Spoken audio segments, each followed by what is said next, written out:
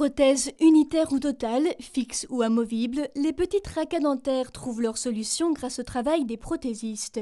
Ils moulent, sculptent ou modèlent avec minutie en respectant la morphologie dentaire et les fonctions occlusives de chacune des dents.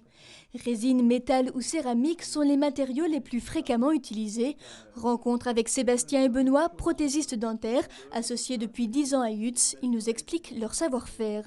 On reçoit les empreintes directement du cabinet, dans lesquelles on coule du plâtre pour pouvoir avoir donc l'empreinte de la situation en bouche et qui seront ensuite préparées par Loïc. Donc on va mettre des pins, comme des clous.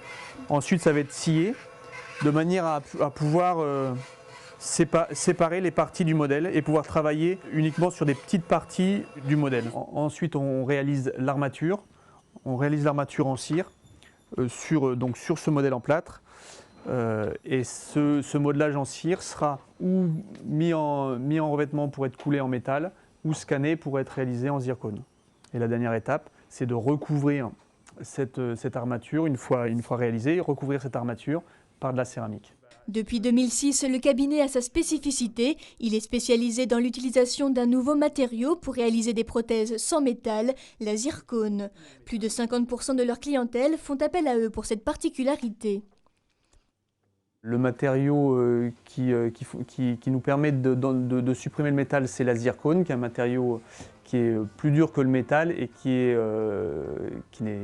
blanc, enfin de couleur claire, et surtout qui est biocompatible, donc qui ne rejettera pas d'oxyde métallique à cause de la salive une fois scellée en bouche.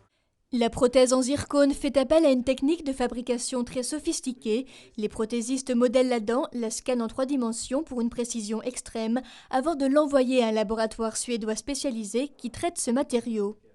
Alors je prépare une mallette que j'amène au cabinet dentaire. Autre spécificité du laboratoire, les prothésistes se déplacent à la rencontre du patient chez le dentiste en cas de besoin. Je vais pouvoir voir avec lui choisir la forme des dents. J'ai ce qui s'appelle une carte de forme, où j'ai une palette de formes différentes de dents, carrées, rondes, en fonction du visage. Si c'est une femme ou un homme, ce sera différent.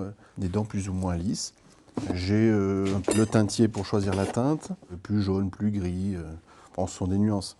Sachant que on a souvent, les gens veulent toujours des dents très blanches. Et on est quelquefois avec le praticien, on essaie de leur dire que ça ne peut pas forcément toujours être très joli, mais bon, voilà. Après, c'est le souhait de chacun, on essaie d'en tenir compte. Le laboratoire Aspar Educas regroupe 5 artisans aux compétences manuelles et scientifiques, tous motivés par un même credo, permettre à chacun de garder le sourire.